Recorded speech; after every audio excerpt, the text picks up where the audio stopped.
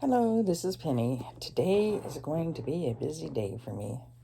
If you ever wonder about what's going on with this, we took the paneling off these walls, and when we can, and get the money and the time, we're going to do something about it and make it look a lot nicer. But for the time being, this is what you get. Anyway, it's almost decorative if you think about it. I've actually thought about doing like some painting and turning these waves and everything into like I don't know, some kind of a design or whatever. But anyways, back to the topic. Today's going to be a busy day for me. My boyfriend isn't home from work yet. They've got him working nights until the end of the year. They need to pay him more. Anyway, I hate that. I hate sleeping alone. And we had to take my car, Miranda, in to get her tie rod fixed. And then I have to take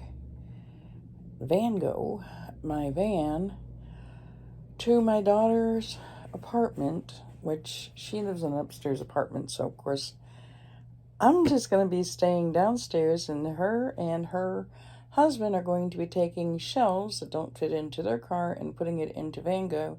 And then I got to take it down to the storage. So, in answer to your question, yes, I do drive. Not everyone in a wheelchair can't drive. Now, my mother can't. She can't drive. In fact, her doctors had asked me to take the keys away from her before I actually took the keys away from her, before I realized she couldn't even, I figured she could drive a short distance, but then she got dangerous in a short distance, and her ability to walk is, at this point, she's lucky to be able to stand. We can get her to stand, and we'll hold her hands, and then she takes very, very small steps. She is definitely a fall risk, and every time she falls, she never comes quite back to where she was, and she gets worse. So she's a disabled person who cannot drive. There are people who are paraplegics that actually can drive. And you're like, well, their legs aren't working. How can they drive? There are devices that attach to the brake and the gas pedal. I've looked them up. The more expensive ones, of course, are the better, easier ones, where the less expensive ones maybe be a little bit more complicated. But they use their hands to control the device, and then they got, control the steering column. So they can drive. You can buy these devices and you can put them on your vehicle yourself, or if they have enough money or really, really, really good insurance, they can have their cars actually special made, or vans actually special made for them. Some of them have where they have a thing that comes out and they back their wheelchair into it, and then, there's all different types of ways. Ones that don't have that kind of money maybe will, buy the devices that get put onto the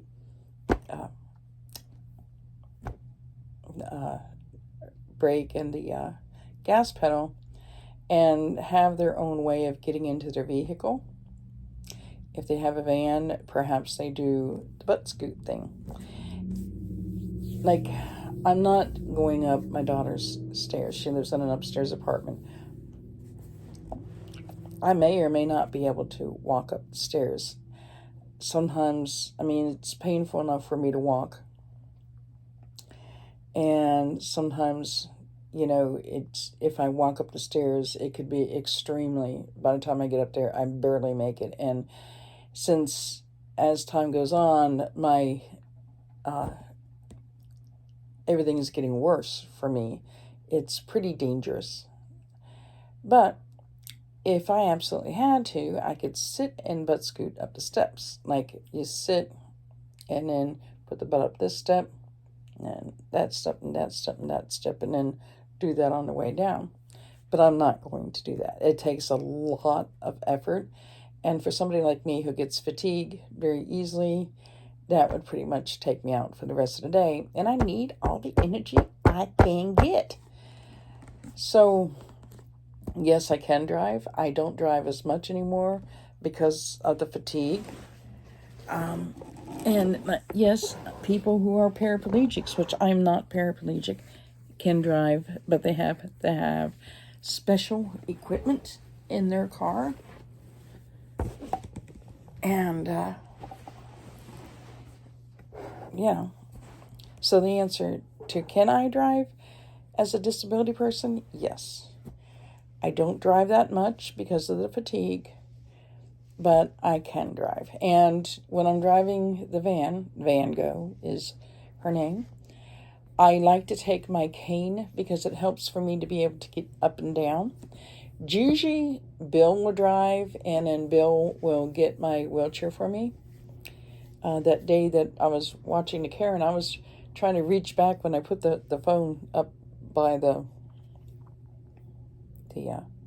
windshield. I was trying to reach back and open the side door and grab my wheelchair, but I couldn't do it. But sometimes I drive and I get my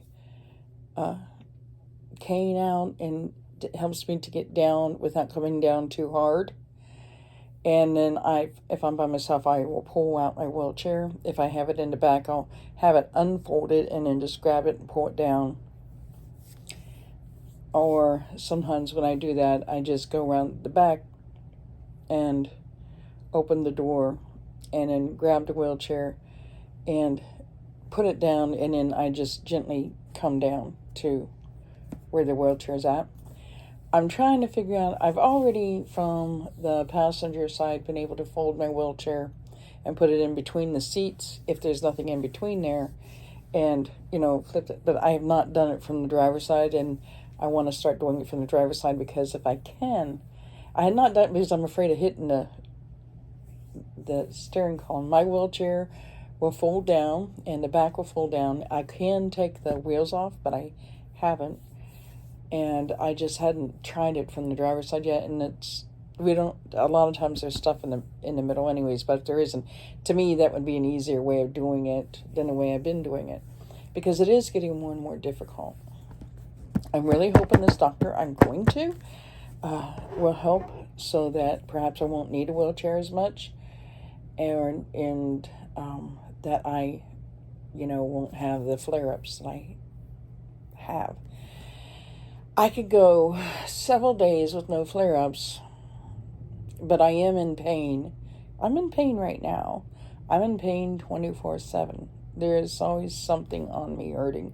The flare-ups is when it's like really just hitting hard somewhere to where it's like there's no covering it. I have been suffering for decades, but I've been keeping it to myself because it's like the pain that I'm feeling right now, okay? 3, 4, whatever. I feel pain, but it's not debilitating pain at this point. It's even clothes hurt for me to wear. These clothes hurt for me to wear. But it's not like I can't handle it. You get so used to it. I remember the first massage I had, and I jumped off the table and said, gee, that pain in my back I didn't know I had is gone. And I didn't know I had it till it was gone. And, of course, it came back because you get so used to it, you don't really realize it, But the flare-ups is what really gets you, and the fatigue. And I've had days with no flare-ups, but just total fatigue. And it's not like being just tired. It's your whole body is aching and saying, that's it, I quit. So anyways, just wanted to let you know I'm going to have a busy day today, and it's probably going to knock me out for a while. And today is the 14th of November. On the 15th of November, I can't take any Benadryl or antihistamines until the 20th because I'm going to an allergy doctor because there's something in this house that wherever it is or whatever it is, every so often it makes my face swell up, and it's dangerous. It usually happens when I'm cleaning, but you can't not clean. So I'm going to have to kind of avoid the house for a while. But you know what? Things are going to work out. Somehow, some way, someday. Bye.